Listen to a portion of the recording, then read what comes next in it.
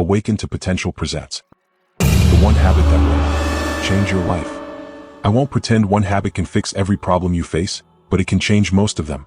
Marcus Aurelius, who ruled Rome under constant strain, found relief not only in writing but in walking. He wandered through cities and fields, using movement as medicine. For thousands of years, great minds have done the same. Nietzsche, Kierkegaard, Aristotle, Kant, Wordsworth, Socrates, all thinkers who walk to think. I know that without my daily walks, I'd see life differently. That's what we're talking about today, not exercise but clarity. There's a Latin phrase, solvitur ambulando, it is solved by walking. Trouble at home? Go walk. Child upset? Or tough decision? Or feeling anxious? Or for parents, walking works magic. In relationships, it heals. For creators, it unlocks ideas. Whatever you face, walking helps. Seneca warned that the mind needs long wandering walks or it breaks like a hammer striking an anvil. He was right, stillness stiffens the spirit. But motion, simple motion, restores it. Buddhists knew this too, walking can be meditation. I'm not saying walking cures all things, but few problems survive it. Kierkegaard said he walked himself into health and best thoughts. The Stoics did too, teacher and students walking, learning step by step. Take a walk. It's simple, ancient, powerful, and it might just change your life. The Buddhists taught this too. Walking could be meditation. Not just sitting still, but awareness in motion, through forests, beaches, or parking lots. The setting doesn't matter, the step does. Kierkegaard once wrote to his sister-in-law, "Above all, do not lose your desire to walk. Every day I walk myself into well-being and I walk away from illness." He said he'd walked himself into his best thoughts. The Stoics lived this truth too. They walked, they thought, they breathed. Walking was their classroom and their cure. Take a walk. It might not solve everything, but it'll make almost anything better. Sometimes walking leads to more than just thinking. It leads to doing. On one of my walks, I noticed trash scattered along the road. At first, I felt angry. Why do people do this? What's wrong with everyone? Then it hit me, I was complaining but not acting. If I passed it every day and did nothing, wasn't I part of the problem too? Marcus Aurelius once wrote, "You can commit injustice by doing nothing."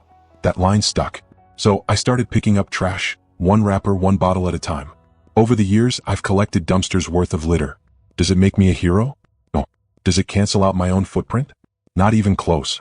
But it makes a small, visible difference. In a world that often feels discouraging, small acts restore hope. Something real, something better than anger or apathy. Because when you choose to do something, however small, you stop being a passive observer. You become part of the solution. That's what walking taught me. Awareness must lead to action. If you see something wrong and can help even in a tiny way, do it. Step by step. There's a story I love. A boy walking along a beach covered in stranded starfish. He bends down, picks one up, and throws it back into the ocean. Someone watching says, "You'll never make a difference. There are thousands of them." The boy smiles and replies, "It made a difference to that one."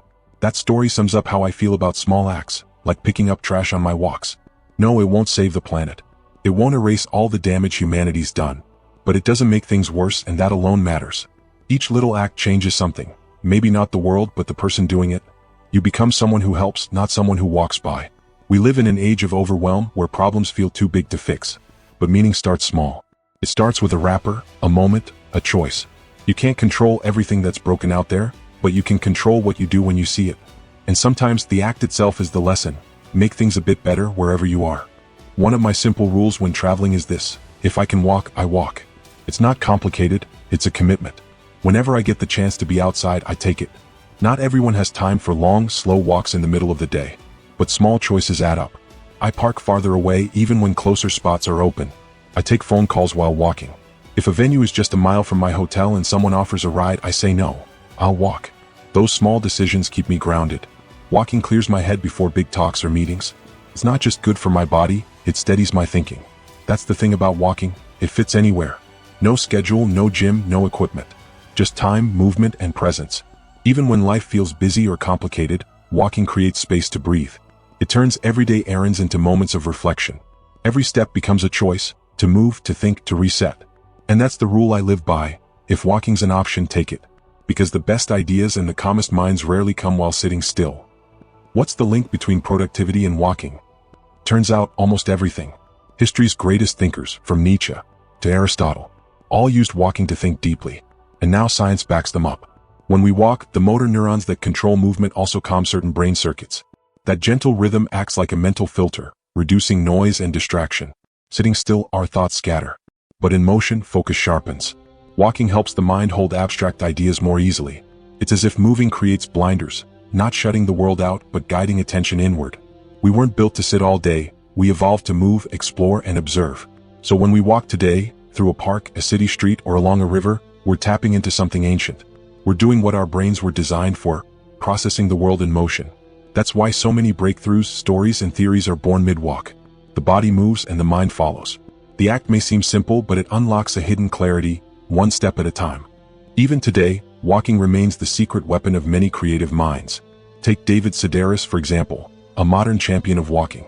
He doesn't just stroll for a few minutes, he walks miles.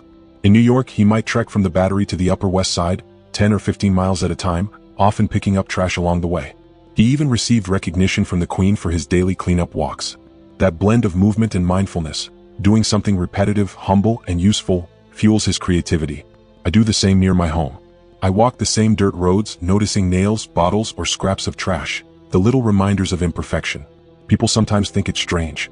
Why do you walk so much? They ask. But this is my work. Walking is how I think, how I process ideas. It's how I clear my head and prepare for what's next. People might see it as eccentric, but real creativity often looks that way. Because when you stop forcing ideas and simply move, they start showing up, quietly, step by step. Walking isn't just exercise, it's rest for the mind. When I walk, I leave my phone, my work, and my worries behind. It's time for gratitude, for family, for noticing the world. As Nietzsche said, only ideas had while walking have any worth. Seneca agreed, the mind must be allowed to wander like fields that need rest to grow again. For me, walking is reflection in motion. It's how I reset, think clearly, and reconnect with what matters. Whether it's a stroll through a parking lot or along a beach, I go outside every day without fail. It's not about burning calories or counting steps. It's about stillness and movement. Each walk reminds me, the world's noise fades when the body moves and the mind listens. I'm not saying a walk will fix everything, but almost nothing gets worse after one. The act itself changes you. Maybe the problem stays, but you return calmer, stronger, clearer. Sometimes the walk doesn't remove the weight, it helps you carry it better. Even if nothing shifts, you've still won something. Fresh air, motion, connection with the world around you. You saw the sunrise, the clouds, the stars, you got outside, and that matters. At Awaken to Potential. That's what we're about, simple, powerful habits that wake up the best version of you. And this one might be the easiest place to start. If you'd like to grow with a community focused on mindset, clarity, and purpose, subscribe and join us. We share insights every week to help you think deeper, move forward, and live intentionally. Whatever's on your mind, go for a walk. Let your body move and your mind breathe. At worst, you've taken a moment to reset. At best, you've changed your life.